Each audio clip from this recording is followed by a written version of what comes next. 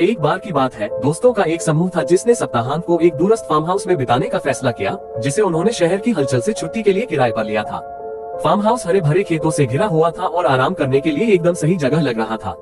पहली रात को वे घर के बाहर एक अलाव के चारों ओर इकट्ठे हुए, कहानियों और चुटकुलों को साझा करते हुए। लेकिन जैसे जैसे रात होने लगी, अजीब चीजें होने लगी। उन्होंने अंधेरे में कदमों की आहट, दरवाजों की चरमराहट और कहीं से फुसफुसाहटें सुनी। अगले दिन उन्होंने फार्म हाउस की खोजबीन की और अटारी में छिपी एक पुरानी डायरी पाई। डायरी पिछले मालिक की थी, जिसकी कुछ साल पहले मृत्यु हो गई थी। डायरी से पता चला कि फार्म हाउस एक प्राचीन कब्रिस्तान पर बनाया गया था और पिछले मालिक ने मृतकों की आत्माओं के साथ संवाद करने की कोशिश करने के लिए कुछ अंधेरे अनुष्ठान किए थे। जैसे ही रात हुई, दोस्तों को एहसास हुआ कि वे फार्म हाउस में अकेले नहीं हैं। उन्होंने अटारी से आने वाली चीखें सुनी और जब उन्होंने जांच की तो उन्हें डायरी गायब मिली, जिसकी जगह दीवार पर खून से बने एक अजीब प्रतीक ने ले ली। घबराकर उन्होंने फार्म हाउस छोड़ने की कोशिश की, लेकिन सभी दरवाजे बाहर से बंद थे। वे फंस गए थे, बचने का कोई रास्ता नहीं था। मृतकों की आत्माएं जाग उठी थीं और वे प्रसन्न नहीं थे।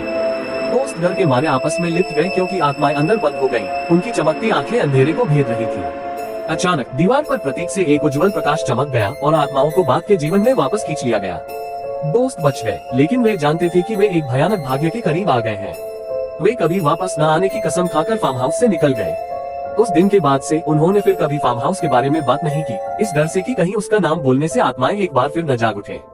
जैसे ही वे फार्म हाउस से निकले, दोस्तों ने पीछे मुड़कर घर की ओर देखा, जो अब अंधेरे में डूबा हुआ था। वे अभी भी घर से आ रही फुसफुसाहट सुन सकते थे और वे जानते थे कि वे एक भयानक भाग्य से बस बाल बाल बच गए थे।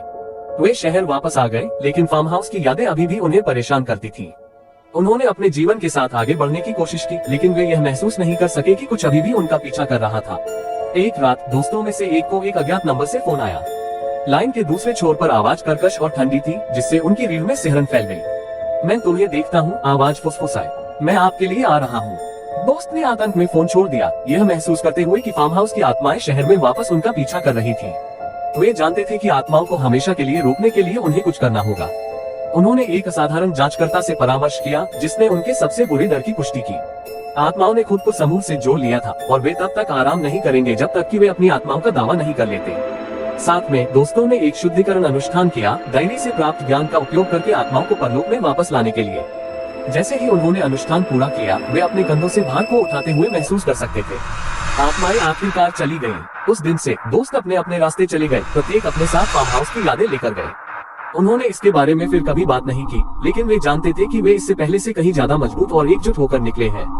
उन्होंने अपने डर का सामना किया और उस पर काबू पाया, और यही कुछ ऐसा था जिसे वे कभी नहीं भूलेंगे।